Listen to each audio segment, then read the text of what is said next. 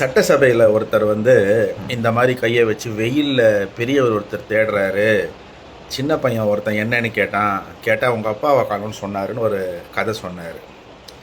இது எந்த அளவு நாகரிகமான விஷயங்கிறது நம்ம எல்லாருக்குமே தெரியும். அந்த நாகரிகத்தை இந்த மாதிரி ஆட்கள்கிட்ட தான் எதிர்பார்க்குறது தவறும் நமக்கு தெரியும். ஆனால் அந்த அப்பா எங்கெல்லாம் இருக்காருன்னு மட்டும் சொல்லவா? பனையூரில் தானே இருக்கீங்க சார்.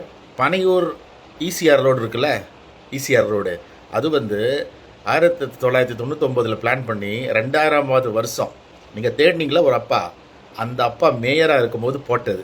அதில் தான் டெய்லி காரில் போயிட்டு வர்றீங்க. அங்கேருந்து அப்படியே வர்றீங்கள, வர்ற வழியில் நீங்கள் ஏறுற இறங்குற பாலம் எல்லாம் அந்த அப்பா மேயராக இருக்கும்போது சென்னையில் போட்டது.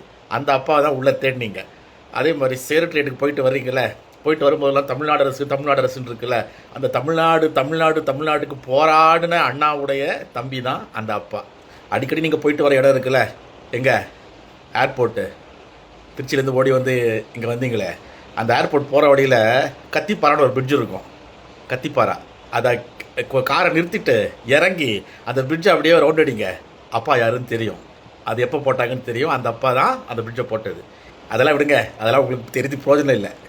இப்போ மாதம் 1000 ரூபா கொடுக்குறீங்களே, அது இந்த அப்பா கொடுத்தது.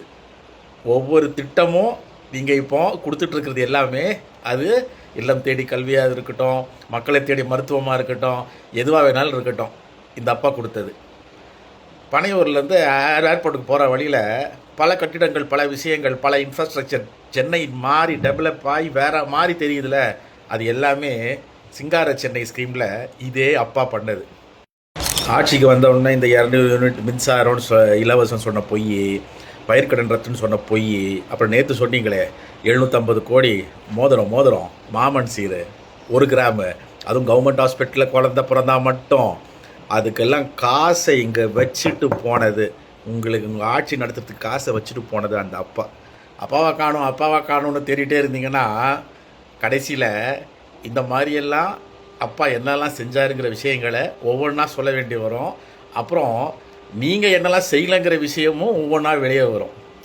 இந்த மாதிரி கீழ்த்தரமான ரொம்ப அருவருக்கத்தக்க விஷயங்கள்லாம் விட்டுட்டு ஒரு முதல்வரெலாம் எப்படிலாம் இருக்கணுங்கிற விஷயத்தை படிச்சுட்டு வாங்க. இனிமேலாவது ஹோம்ஒர்க் ஒழுங்காக பண்ணணும். யாராவது எழுதி கொடுத்தாலும் இந்த மாதிரி எல்லாம் பேசிட்டு போனால் நாடே இந்த மாதிரி தான் அருவருப்பாக பார்க்கும். அப்புறம் மேடையில் அழுதாலுமே, கதறினாலுமே, கண்ணீர் விட்டாலுமே, ஒப்பாரி வச்சாலுமே எந்த பிரயோஜனமும் இருக்காது. மக்கள் ஏற்றுக்க மாட்டாங்க. ஏன்னா அப்பா அவ்வளோ செஞ்சுருக்காரு சென்னைக்கும் தமிழ்நாட்டுக்கும். ஓகே.